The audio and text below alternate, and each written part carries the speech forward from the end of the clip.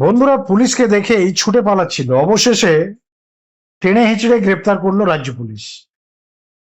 আগ্নেয়াস্ত্র সহ গ্রেপ্তার কালনা পুরসভা তৃণমূল কাউন্সিলর অনিল বসু।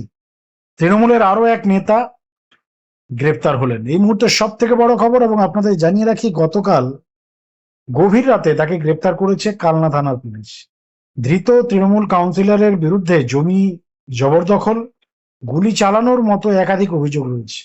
বিধায়ক থেকে মন্ত্রী সকলেই তাকে সমীহ করে চলতেন বলে অভিযোগ বিরোধীদের। আর সূত্রের যেটা খবর, পুলিশ থেকে কাউন্সিলরের জন্য আলাদা নিরাপত্তার বরাদ্দ করা হয়েছিল। কালনা পুরসভার 10 নম্বর ওয়ার্ডের কাউন্সিলর অনিল বসু, এলাকায় তিনি সুমন নামে পরিচিত। গতকাল রাতেই তাকে গ্রেপ্তার করা হয়েছে এবং জানা গেছে যে একটি পুরনো মামলার জন্য তার বাড়িতে পুলিশ গিয়েছিল। পুলিশকে দেখে এই কাউন্সিলর ছুটে পালিয়ে যাচ্ছিলেন। কালনা থানার পুলিশ তাকে ধরে গ্রেপ্তার করে এবং তার কাছ থেকে একটি আগ্নেয়াস্ত্র উদ্ধার করা হয়েছে। একাধিক অভিযোগ ছিল বন্ধুরা তার তার বিরুদ্ধে। দিকে দিকে পুলিশের জালে তৃণমূল নেতাকর্মীরা এই মুহূর্তে গ্রেপ্তার হচ্ছেন। তার কারণ আপনাদের সকলের জানা, 2021 সালের যে পোস্ট পোল ভায়োলেন্স, ভোট পরবর্তী হিংসা মামলায় ডানকুনিতে গ্রেপ্তার করা হয়েছে তৃণমূল কাউন্সিলরকে। একই অভিযোগে হিঙ্গলগঞ্জে গ্রেপ্তার তৃণমূল পরিচালিত পঞ্চায়েতের উপপ্রধান। হাওড়ায় আবার সরকারি ত্রাণ সামগ্রী বেআইনিভাবে মজুদের অভিযোগে তৃণমূলের পঞ্চায়েত উপপ্রধানকে শোকজ করেছেন বিডিও। অর্থাৎ রাজ্য জুড়ে তৃণমূল নেতাদেরকে গ্রেপ্তারের অভিযান চালাচ্ছে রাজ্য প্রশাসন, এবং যেখানে যার যা এলিগেশন আছে, যে যা দুর্নীতি করেছে, সমস্ত ফাইল খোলা হচ্ছে। তৃণমূলের জামানায় তাদের বিরুদ্ধে অনেক অভিযোগ উঠেছিল, কিন্তু পুলিশ সেই সমস্ত তৃণমূল নেতাকর্মীর বিরুদ্ধে কোনো পদক্ষেপই করেনি। বিজেপি সরকার ক্ষমতায় আসতেই দিকে দিকে গ্রেপ্তার হচ্ছেন তৃণমূল নেতারা।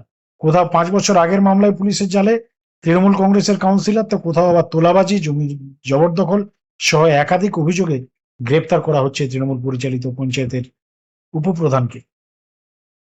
হুগলির ডানকুনিতে 2021 সালের ভোট পরবর্তী হিংসার অভিযোগে গ্রেপ্তার হয়েছেন 18 নম্বর ওয়ার্ডের কাউন্সিলর সূর্যদেব। পাশাপাশি পুলিশের জালে তৃণমূলের ওয়ার্ড সভাপতি সঞ্জীব চট্টোপাধ্যায়, তৃণমূলের যুব সভাপতি প্রভাশিস মহিশাল ও তৃণমূল কর্মী রাকেশ মান। ধৃতদের বিরুদ্ধে অভিযোগ যে 2021-এর ভোটের পর এলাকার এক বাসিন্দাকে বেধড়ক মারধরের পাশাপাশি খুনের হুমকি দেন তারা। অভিযোগকারীর দাবি, সেই সময় আতঙ্কে মুখ লুকোতে না পারলেও সরকার পরিবর্তনের পর ডানকুনি থানায় 5 বছর আগের মামলায় অভিযোগ দায়ের করেন তিনি। ধৃত তৃণমূল কাউন্সিলর সহ 4 জনের বিরুদ্ধে খুনের চেষ্টা, শ্লীলতাহানি, ছিনতাই সহ একাধিক ধারায় মামলা দায়ের করা হয়েছে। বন্ধুরা আপনাদের জানিয়ে রাখি, উত্তর 24 পরগনার হিঙ্গলগঞ্জে আবার গ্রেপ্তার করা হয়েছে তৃণমূল পরিচালিত রূপমারি গ্রাম পঞ্চায়েতের উপপ্রধান তপন মণ্ডল। ধৃতের বিরুদ্ধে 2021 সালের ভোট পরবর্তী হিংসা ও ছাপ্পা ভোট, তোলাবাজি, ভেড়ি দখল সহ একাধিক অভিযোগ রয়েছে।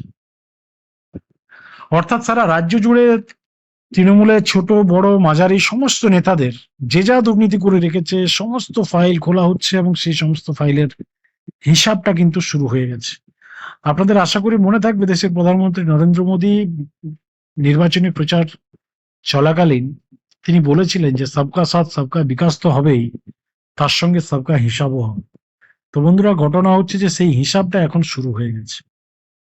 তৃণমূলের একাধিক হেভিওয়েট নেতা হাইকোর্টে দৌড়াচ্ছেন রক্ষা কবচ নেওয়ার জন্য। আবার অনেকে রাজ্য ছেড়ে পালানোর চেষ্টা করছেন, অনেকে আবার বাংলাদেশে পালানোরও চেষ্টা করছেন, কিন্তু বাঁচার তো উপায় নেই। যে অভিযোগগুলো রয়েছে সেগুলো তো একদিন তার তদন্ত রাজ্য পুলিশ করবে, এই নিয়ে কোনো সন্দেহ নেই। আপনাদের এই বিষয় নিয়ে কি প্রতিক্রিয়া বন্ধুরা, কি রিয়েকশন টেক, অবশ্যই আপনারা লিখে জানানো আমাদের কমেন্ট সেকশনে, এবং চ্যানেলে নতুন থাকলে অবশ্যই চ্যানেলটিকে সাবস্ক্রাইব করে রাখুন। ধন্যবাদ।